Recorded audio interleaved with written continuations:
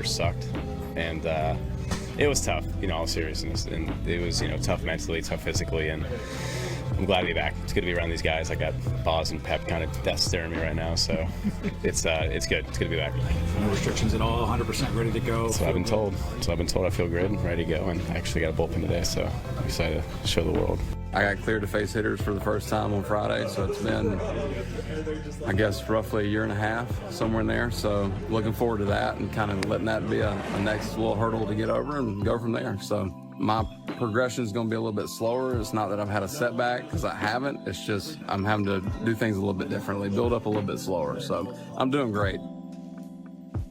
Yeah, Brandon Woodruff, among those coming back from an injury last year, he was with the Brewers all year in the clubhouse and made his presence felt even though he couldn't pitch. It's a very distinguished list of pitchers coming back from injury. We include Shohei Ohtani on it because it's expected that at some point this year he will return to both DHing and pitching. We've already heard from Shane McClanahan in this program. Felix Bautista will make a big presence in the back of the Baltimore bullpen. Sandy Alcantara has already been named opening day starter with the Marlins. So from that group of pitchers who are returning to news that we got yesterday of a position player who will be out for the entire season. We kind of intimated that this earlier.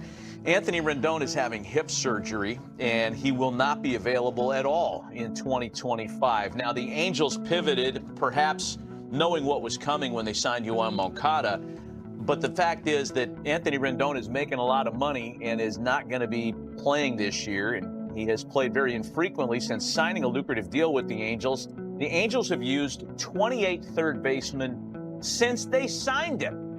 Wow. And there are a couple more years left on that deal. It just hasn't worked out for the player or the team in that regard. These are the games played by season since coming aboard prior to the 2020 season. Man, that's a huge blow. Last year it looked like he started to turn it around, and he had that injury because he got off to a decent start, and then he started struggling. He just getting on the field has been a problem, and that's handicapped the Angels. It has, yeah, as it would anybody. Yeah, and that big contract and not getting the contribution, obviously, because you're building your lineup of protection right with him and Trout's missed a lot of games as well, so you must lose both those players. But let's stick to Rendon right now.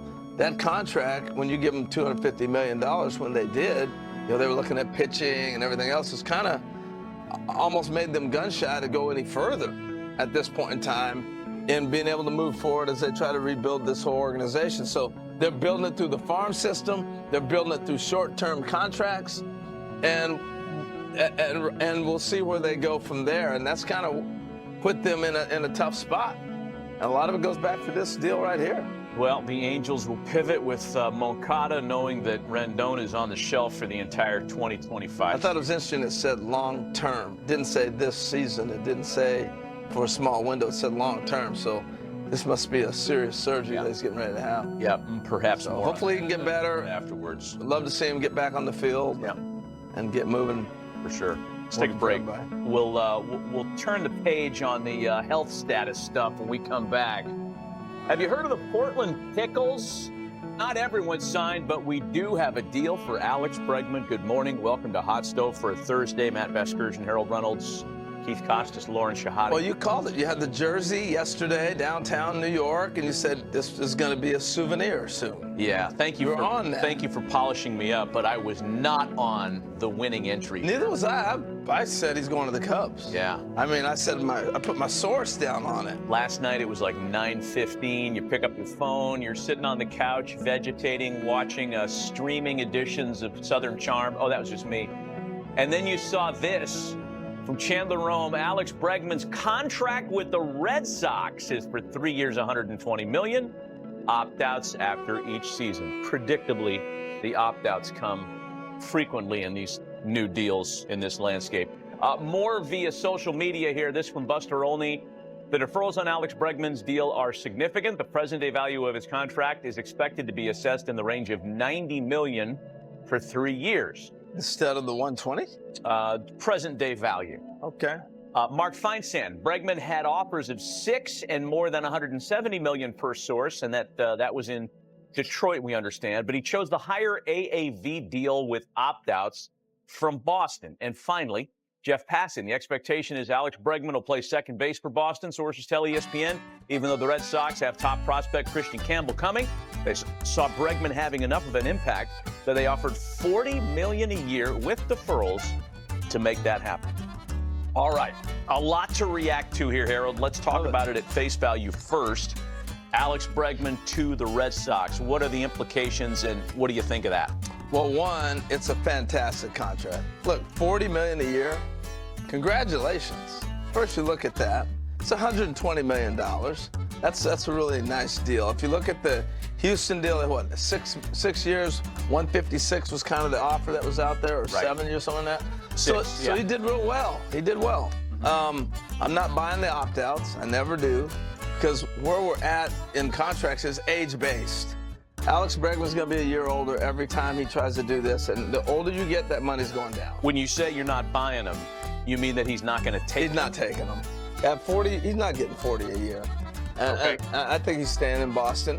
The other thought that I have was he's moving to second base. And I think the Red Sox, with the contract that they have with Devers had the leverage. That is your guy. You know, to sit there. Did you say Devers had the levers? Had the leverage. Oh, okay. I thought you were. He has the leverage too. But no, I think he has the leverage in that situation. You have to go to your franchise guy and say, hey, we're going to move you to first. Right. He said, I'm 26 years old or whatever he is. I'm not moving. Right. And so that forces Bregman to go to second base. And Bregman can play second base. You know, we had this exercise here, putting Bregman into all three of the pursuing lineups, right? The Red Sox, the Tigers, the Cubs. All of those lineups look a lot better with Alex Bregman. But specifically here with the Red Sox, Harold, what they needed was a right-handed bat. And they got the best remaining right-handed bat on the market. Some would say he was the best right-handed bat on the market even at the beginning of the offseason. Well, plus he fits that ballpark. Pulls the ball. It's not that much different than Houston. The wall's a little bit higher. But, you know, you got the short porch in left field. Great career numbers for him. Yeah, he got a lot of those early. Choked up, it's such a good deal. He kind of did his breakout when he was facing Sale there in the postseason that one year and hitting all those home runs in Boston. And the Reds. But even his regular season numbers there, which there's not a ton of them, of games, that is, and at-bats, but good numbers. WAR leader since the start of 2023.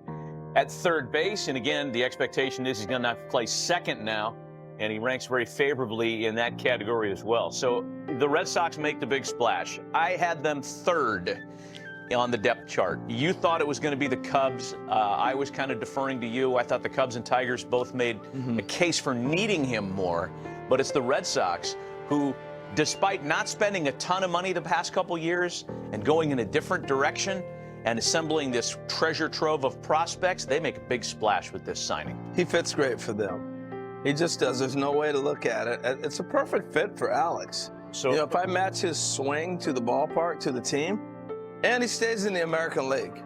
You know, that was another thought. You think about, you know, maybe going to play for the Cubs. He's going, all of a sudden, you're going to learn a whole new league and move to a whole different place. They break into the top 10 in opening day payroll, according to Fangraphs, with the Bregman money added in. Walker Buehler comes in the offseason. Alex Bregman, among some other moves. And Boston, who finished last year at 81-81, is very much looking and feeling like a postseason team. And again, we'll remind folks that we said this the first day of the offseason. Yeah, putting the jersey on for the first time, that was, to me, that was amazing. I've been waiting to do that for a while. So to throw a bullpen in uniform, you see Kershaw, that's crazy to me.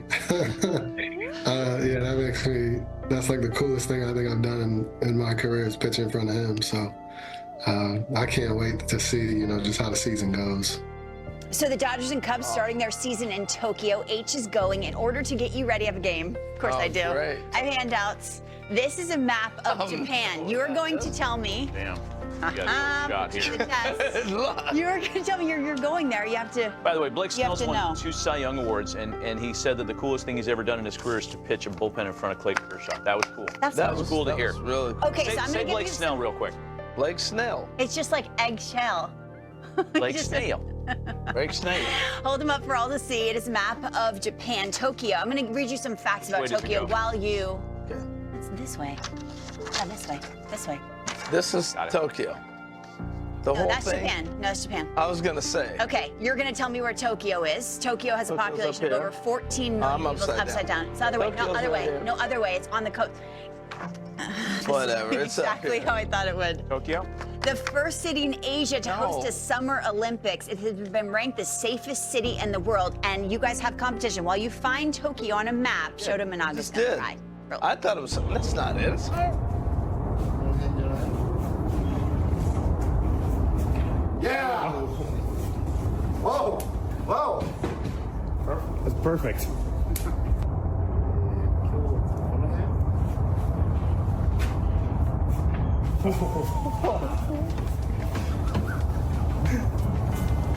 Japanese. He didn't even get it. He didn't get it right either. Bruh. I cheated on Google. How did he not get that right? How do you not get that right? This is the correct. Harold and I have an excuse. I've never been there. Shota Imanaga's from there, and he couldn't get it. I've never been there either. I feel like we should go. I thought it was up here. Harold's No. going. Are you going? Not invited, once again. Oh, salty. Here's how you I'll be contact here in the yourself. closet. Sorry. Wait till I tell you who else is going. Oh, you're really going to be bitter. I'm sure. Wait, why? Like your cinema or something? I learned a lot of things yesterday. Yeah, guys, and that's going to be the focus here, the starting rotation. But first, we'll just go big picture and look back at last year. Snapped a streak of 6 consecutive losing seasons. You see here from 2018 to 2023, then the second best record in the American League behind the Astros. Remember back to 2023, guys, got up to that 20-3 start. Not quite the same last year. We're 14-17 by the time the calendar turned to May, and we're never really in the race. But like I said, the thought of a healthy rotation with Shane McClanahan this year is extremely intriguing for these Rays. You look back at 21 to 2023, McClanahan, the 5th best ERA in the majors over that span. He'll be 20 months removed from his second Tommy John surgery by the time opening day rolls around. This so is a fully ready high-end to go. all-star pitcher. Yes, he has been an all-star pitcher, Harold. That's correct. Now, moving on through the rotation, guys, Taj Bradley last year, he was the AL Pitcher of the Month in July and then just blew up in August. But you take that month out, a pretty impressive season for the young right-hander. 283 in the other 5 months of the season combined. The strikeouts, all right, Harold. Used to the soundboard interrupting me anyways. It's fine to hear you in real time for once. Almost 11 strikeouts per 9 in those other 5 months of the season. So a young emerging pitcher there seems to always be in Tampa behind McClanahan. Now moving on through that rotation, guys, Ryan Pepio, we saw him in that video. First 13 starts of 461, last 13, 254. That was interrupted by one of the more strange IL stints of the year, Matty, the spider bite at the All-Star break, if you'll recall. It cost him about a month with a knee infection, but was trending in the right direction Well, as that the doesn't make season any went sense. on. Well, it is a little bit odd, Harold. I agree with you there. That is not what you normally see with an IL Little stint. Glenn Allen Hill type thing. Second half of the season, though, guys, with a couple other pitchers in their rotation. Best ERAs in the American League. There's Zach Littell and Shane Baz, who we saw in that video as well, rounding out the 6th and 7th best ERAs in the American League. And then their 6th starter, if they get there, Drew Rasmussen. I think this would surprise some people, guys. 50-plus starts since the start of 2021. Obviously not the same workload as these other guys. He's been back and forth between the rotation and the bullpen, as you see. But only Brandon Woodruff with a better ERA in that stretch. Now, you think about the lineup, guys, it's pretty much the same group coming back. Jose Siri out, Danny Jansen in, Eloy Jimenez in on a non-roster invitee deal. So the offense will look pretty similar, but if you're looking forward to 2 prospects, Carson Williams might be the best shortstop prospect in the game. And Chandler Simpson, I don't know how much you've gotten to see him. 104 stolen bases last year and 1 home run. Yes, it was an inside-the-park home run. It's a guy who scored from second on a sac fly in college. We always showed that video back in the draft, so an exciting player, to say the least, with Simpson and Williams. Guys, it's a stacked division, obviously. The over-under is 81.5, so expected to be right around 500. Do we see the Rays making a move this year in the East? I think that's a perfect number as far as making a move, buddy. Yep, Bobby. I'm not sure they're going to be making a move, but I do get now. I mean, you did a nice job profiling the starting pitching depth, and now I understand a little bit better why they felt like they could trade Jeffrey Springs. Even though he came back and was really good, made a handful of starts last year coming back after TJ with Baz, McClanahan, Pepio, Bradley, and Rasmussen is like a number 6. Gosh, this is really deep and good again.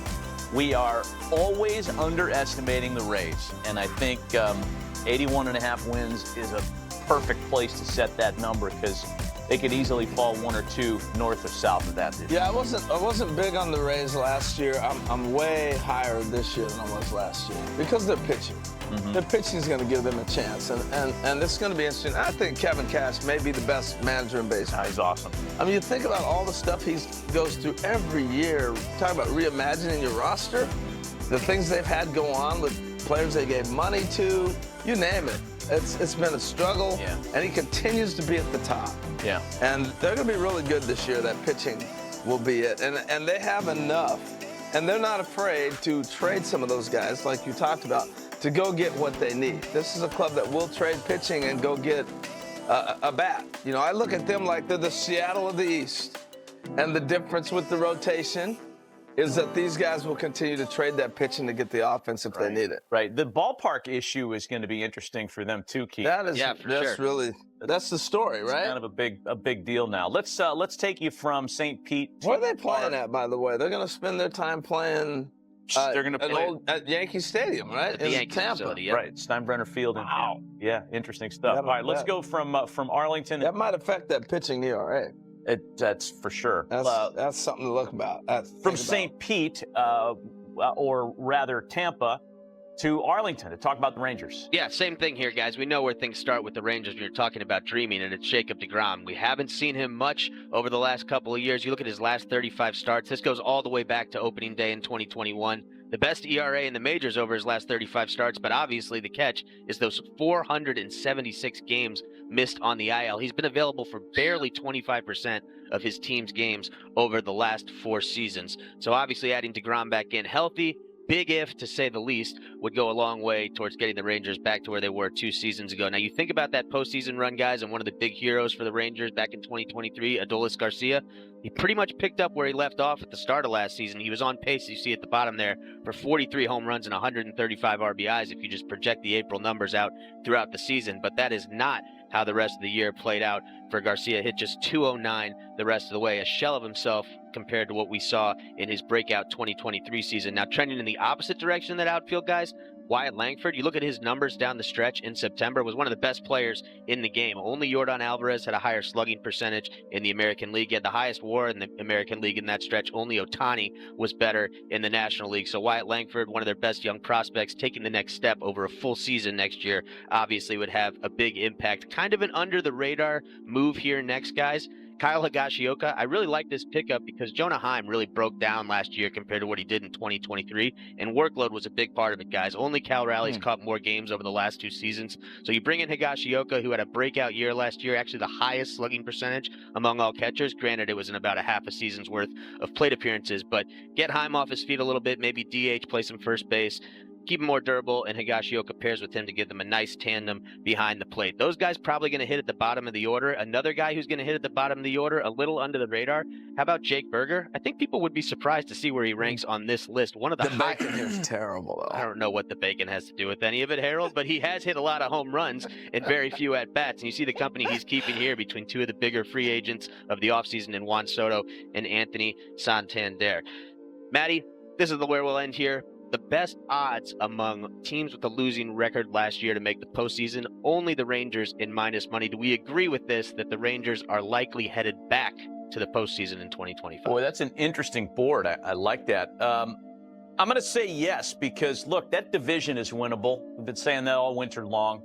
I think a wild card is within reach for Texas as well.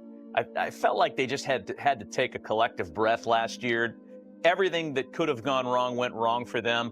And I think they're going to be back as a favorite, certainly in the AL West. So, yes, I think they are a postseason feeling team. I'm with you. I think so, too. And you're going to get a full year of Seager. You know, that was big. You know, again, Simeon, Seager again, that combo. And I think that's going to help Langford continue to grow.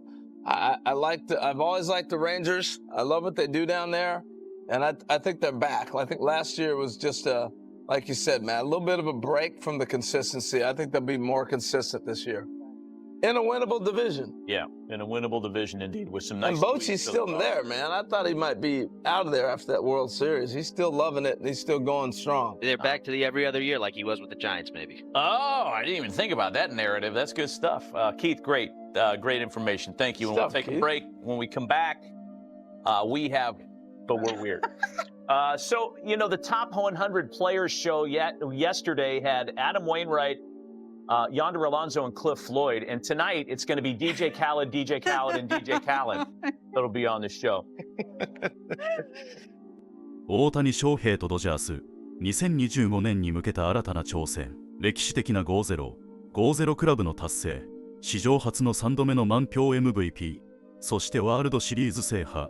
大谷翔平の2024年はまさに夢のようなシーズンだった。しかし彼とドジャースの旅はまだ終わっていない。むしろここからが本当の戦いの始まりだ。スプリングトレーニングでは大谷がバッティング練習を再開し、復帰に向けて順調な歩みを見せている。肩の違和感はまだあるものの、ほぼ思い描いた状態に近づいていると語る彼の表情には自信と決意が感じられた。ドジャースの一員としてまた新たなシーズンに挑む大谷の姿を見るのが今から楽しみでならない。さらに今シーズンからは佐々木朗まれという新たな才能が加わった。彼の初ブルペンには多くのメディアが集まり、その注目度の高さを証明した。初日は思うように投げられなかったとしながらも、分厚い才能とメジャーへの適応力の高さを見せつけた佐々木。ドジャースのピッチングコーチ陣、そして大谷、山本といった日本人エースたちのサポートを受けながら、彼がどのように成長していくのか期待が高まるばかりだ。そしてブレイク・スネルも新たにドジャースに加わり、ワールドシリーズ連覇を狙うチームにさらなる厚みをもたらす。私は殿堂入りを狙っていると語るスネルの野心と、クレイトン・カーショーのそばで学びたいという姿勢はまさに本気度マックス。彼がドジャースのユニフォームを着てマウンドに立つ日が待ち遠しい。もちろん昨年のワールドシリーズでチームを支えたキケ・ヘルナンデスやブレイクと来年も再びチームに合流し、2025年のドジャースはさらに盤石な体制に。彼らの経験と勝者のメンタリティがチーム全体の士気をさらに高めてくれることは間違いない。去年の歓喜を今年も大谷翔平が語ったように、昨シーズンの成功はすでに過去のもの。次のシーズンに向けて準備をすることが大切だと。彼とドジャースの戦いはまだまだ続く。2025年もこのチームがどんな奇跡を生み出すのか目が離せない。そしてあなたもこの歴史的瞬間を一緒に目撃しませんか。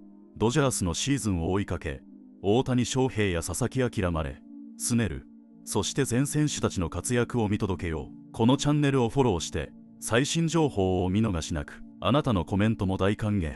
大谷翔平やドジャースに期待すること、見たい試合、そして応援メッセージをぜひコメント欄に残してください。2025年シーズン、さあ行こう。